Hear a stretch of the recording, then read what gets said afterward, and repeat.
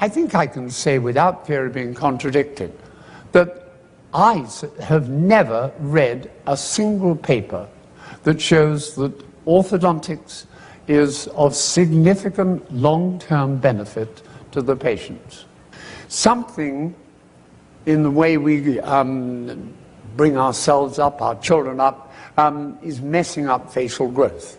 I mean, I would imagine there's not, well, if any, I'd be surprised with a perfect occlusion in this room. And by the automatic link, one would say probably not many of you with perfect faces either. But of course, the one comment is purely abstract, the other is personal. So again, just remember that faces are such personal things. It amazed me how important, but how personal this is, the whole concept of facial appearance. Even now, as I'm talking to you, I know it's a very emotive concept. Our face is not just our face, it's us. It's personal. I can tell a fond mother, I'm afraid your daughter has a very serious malocclusion, and the mother will nod in sympathy. But I say, I'm sorry to tell you your daughter has a very ugly face. It's just not acceptable. Well, the mere fact that you laughed at that should tell you yourself about the emotive content that faces carry. Why? This was a patient of mine that taught me a lesson, a bizarre lesson. Anyway, she had this strange swallowing pattern, and her face then changed growth like that. Now, I knew I was to blame because I'd started treatment on her with a bite-raising appliance. I was, what, age 22, 3, fresh out of school, didn't know what I was doing. Anyway, I knew I'd caused that. So I took her back to my university, and they all patted me on the back, said, don't worry about it, John, it's just she's got an adverse growth pattern. Now, I knew I caused that adverse growth pattern. They didn't recognize it as such. Her father, sad as it was a GP, and he was as concerned as I was. And she had every test in the book. And nobody could find anything was wrong with her growth at all. I could see her growth pattern was wrong. But this case was one of those which really founded a lot of my current beliefs, because I then compared the outline of her mandible before and after the treatment. It wasn't treatment really, it was aborted almost as soon as it started.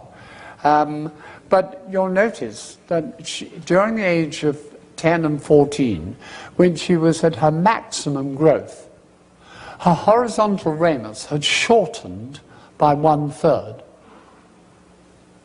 It was that one case that taught me more about the bony change than any other case I've ever seen. I'm absolutely certain that would happen to any patient anywhere in those circumstances. But she just hung her mouth open wide, and the mandible shrunk, partly to maintain the pharyngeal airway. But that is endemic, that ability is endemic between every child. Every child has the ability for their mandible to change like that. And of course you can imagine what that does to the crowding of the teeth and to everything. It destroys the face for one, but gives them the most horrendous malocclusion for two.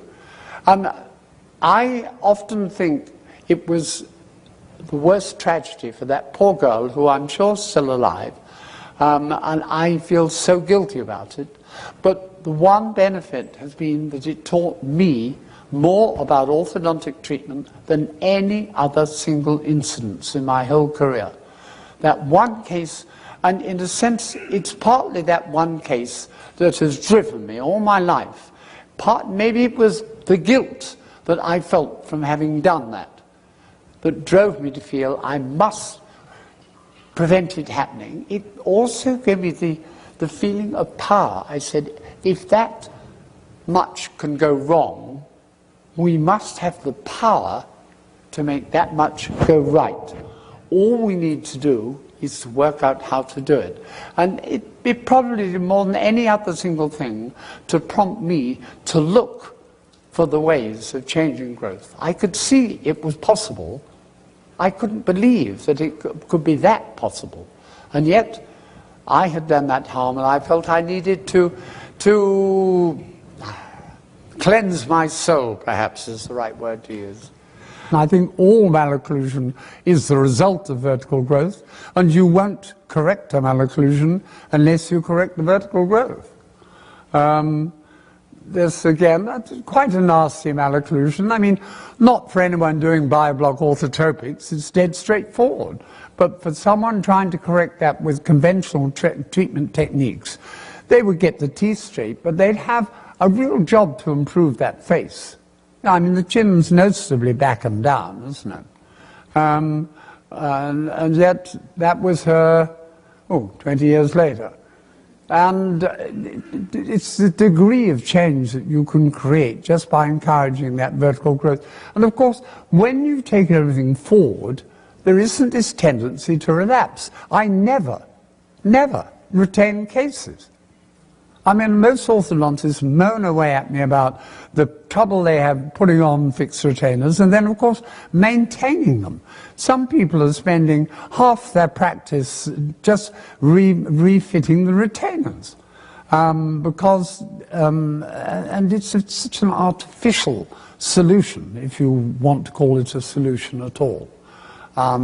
But yeah, and remember that I may not retain the teeth, but I do monitor and modulate the posture, because I know that if at the end of treatment they hang their mouths open, what's going to happen?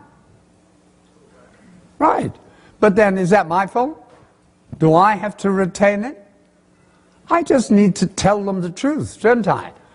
I tell them, I've taught them, by the time they've done 2 years at night, all of them can keep their mouths closed with no real problem at all. And so I say, it's up to you from here on. It's not me that's saddled with the responsibility for the rest of their life. And when I was doing conventional orthodontics, I used to have mums come back to me and say, you did a lovely job, Dr. Mew, but we're worried about, look, that little bottom tooth is crossing over the next tooth. And lo and behold, they got low incisor crowding. So I say, well, terribly sorry, Mrs. Smith, I'll treat you again, no charge. And then they come back 3 or 4 years later and say, you were so kind to us. When it did go that little bit wrong, you did it for immediately. But you know, I'm sorry to say, it's getting a little bit crooked again.